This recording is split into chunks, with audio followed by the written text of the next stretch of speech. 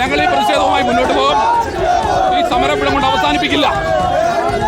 സമരവുമായി മുന്നോട്ട് പോകുമെന്നുള്ള കൃത്യമായ നിലപാട് UDYF പ്രവർത്തകർ പറയുകയാണ്. ഇപ്പോൾ നിലമ്പൂർ നഗരത്തിൽ നിന്ന് നിലമ്പൂർ പോലീസ് സ്റ്റേഷനിലേക്കുള്ള UDYFന്റെ പ്രതിഷേധം തുടരുകയാണ്. നേരത്തെ അല്പം മുൻപാണ് UDYF പ്രവർത്തകർ സംസ്ഥാന പാത ഉപരോധിക്കുന്നത്, നിലമ്പൂർ നഗരത്തെ അക്ഷരാർത്ഥത്തിൽ നിശ്ചലമാക്കുന്നത്. ആ ഘട്ടത്തിലാണ് പോലീസ് ഇടപെട്ടുകൊണ്ട് പ്രവർത്തകരെ ഇവിടെ നിന്നും അറസ്റ്റ് ചെയ്ത് നീക്കുകയും ചെയ്യുന്നത്. പിന്നീട് വാഹനത്തിനകത്തേക്ക് അവരെ മാറ്റി. ആ ഘട്ടത്തിലാണ് അവർ അറസ്റ്റ് ചെയ്ത് കൊണ്ടുപോകാൻ സമ്മതിക്കില്ല എന്നുള്ള നിലപാട് UDYF സ്വീകരിക്കുന്നത്. കൃത്യമായി പ്രതിഷേധത്തിലേക്ക് UDYF പോവുകയും ചെയ്തു. ഏതാണ്ട് 20 മിനിറ്റോളം ഇപ്പോൾ പോലീസ് വാഹനത്തിനകത്തേക്ക് പ്രതിഷേധക്കാരെ കയറ്റിയതിന് പിന്നാലെയും വാഹനത്തിന് പോലീസിന് ഈ പറയുന്ന പ്രതിഷേധക്കാരുമായി മുന്നോട്ട് പോകാൻ കഴിയാത്ത സാഹചര്യം രൂപപ്പെടുകയും ചെയ്തു. ആ ഘട്ടത്തിലാണ് പിന്നീടുള്ള സമവായത്തിലേക്ക് എത്തുന്നത്. സമവായത്തിന്റെ അടിസ്ഥാനത്തിൽ കൃത്യമായി തന്നെ പ്രവർത്തകരെ ഇവിടെ നിന്നും അറസ്റ്റ് ചെയ്ത് വാഹനം മുന്നോട്ട് നീങ്ങാനുള്ള തീരുമാനമെടുത്തിരിക്കുന്നു. ഇപ്പോൾ UDYF പ്രവർത്തകർ പറഞ്ഞത് ഇത് സർക്കാർ സ്പോൺസേഡ്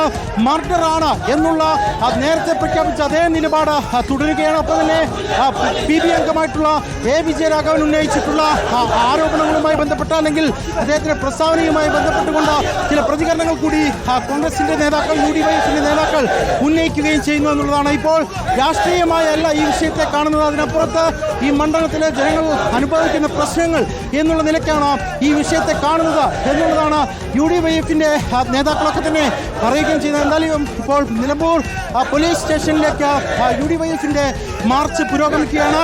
അല്പം ദൂരം കൂടി മാത്രമേ ഈ നിലമ്പൂർ നഗരത്തിൽ നിന്ന് പോലീസ് സ്റ്റേഷനിലേക്ക് ഉള്ളൂ. കേവലം 100 മീറ്റർ മാത്രം പിന്നിട്ട് കഴിഞ്ഞാൽ പോലീസ് സ്റ്റേഷനിലേക്ക് ഈ മാർച്ച് എത്തും.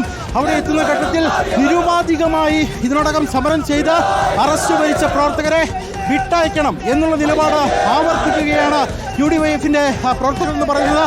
കൃത്യമായി നമുക്കറിയാം, ഇത് രാഷ്ട്രീയമായി ഈ ഒരു വിഷയത്തെ ഈ ഒരു ഘട്ടത്തിൽ കൈകാര്യം ചെയ്യുമെന്ന കാര്യത്തിൽ തർക്കമില്ല. പ്രത്യേകിച്ച് നിലമ്പൂരിലെ ഉപതെരഞ്ഞെടുപ്പ് നടക്കാൻ കേവലം 10-14 ദിവസങ്ങൾ മാത്രമാണ് ബാക്കിയുള്ളത്. ആ ഘട്ടത്തിലാണ് ഇത്തരത്തിൽ ദാരുണമായ ഒരു സംഭവം ഉണ്ടാകുന്നത്. ആ സംഭവവുമായി ബന്ധപ്പെട്ടുകൊണ്ട് രാഷ്ട്രീയമായി ചില പ്രതിരോധങ്ങൾ ഉയർത്തുക, ചോദ്യങ്ങൾ ഉന്നയിക്കുക എന്നുള്ളതിലേക്ക് UDF എത്തിയിരിക്കുന്നു. അതിന്റെ ഭാഗമായാണ് ഇപ്പോൾ 12 മണിയോട് അർദ്ധരാത്രിയോട് അടുക്കുമ്പോഴും നിലമ്പൂർ നഗരം മുൻപെങ്ങും കാണാത്ത വിധത്തിലുള്ള സമരപ്രതിരോധങ്ങളിലേക്ക്, പ്രക്ഷോഭങ്ങളിലേക്ക് UDF കടക്കുകയും ചെയ്യുന്നു.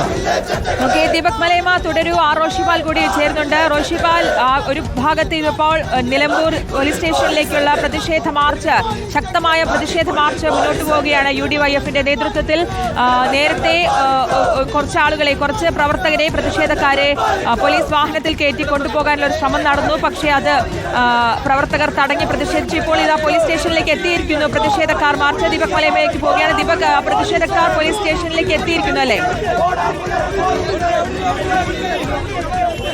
പോലീസ് സ്റ്റേഷന്റെ മുൻപിലേക്ക് UDYFന്റെ പ്രതിഷേധം എത്തിയിരിക്കുന്നു. കനത്ത പോലീസ് സന്നാഹം ഇതിനോടകം തന്നെ നിലമ്പൂർ പോലീസ് സ്റ്റേഷന് മുൻവശത്ത് ഉറപ്പിക്കുകയും ചെയ്തിട്ടുണ്ട്. അവിടെയാണിപ്പോൾ ഒരു കുത്തിയിരിപ്പ് സമരം എന്നുള്ള നിലയിലേക്ക് UDYFന്റെ പ്രതിഷേധം പോകുന്നത് എന്നുള്ളതാണ്. നേരത്തെ തന്നെ പ്രവർത്തകരെ പൂർണ്ണമായും അറസ്റ്റ് ചെയ്ത് നീക്കാനോ അവരെ നിരുപാധികം വിട്ടയക്കാത്ത പക്ഷം UDYF പ്രതിഷേധവുമായി പോകുമെന്നുള്ള നിലപാടും ഈ നേതാക്കളൊക്കെ തന്നെ ഉന്നയിച്ചിട്ടുണ്ടായിരുന്നു.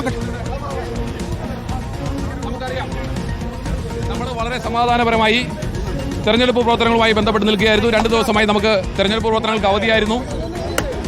ഞാൻ സംസാരിക്കട്ടെ പ്ലീസ്. ഇപ്പോൾ വലിയ പെരുന്നാൾ പ്രമാണിച്ച് നമ്മളെല്ലാം ആ ആഘോഷത്തിലായിരുന്നു. നമ്മളെല്ലാവരും ഒറ്റക്കെട്ടായി ആഘോഷം നടത്തിയതിന് ശേഷം നാളെ മുതൽ വീണ്ടും സജീവമായി തെരഞ്ഞെടുപ്പ് രംഗത്തേക്ക് കടക്കാനായിരുന്നു നമ്മുടെ തീരുമാനം. എന്നാൽ ഇത് ഔചാരികമായി നമ്മുടെ നിയോജകമണ്ഡലത്തിൽപ്പെട്ട വഴിക്കടവ് പഞ്ചായത്തിൽ ഇത്തരത്തിൽ അനധികൃതമായി KSEBയിൽ നിന്നും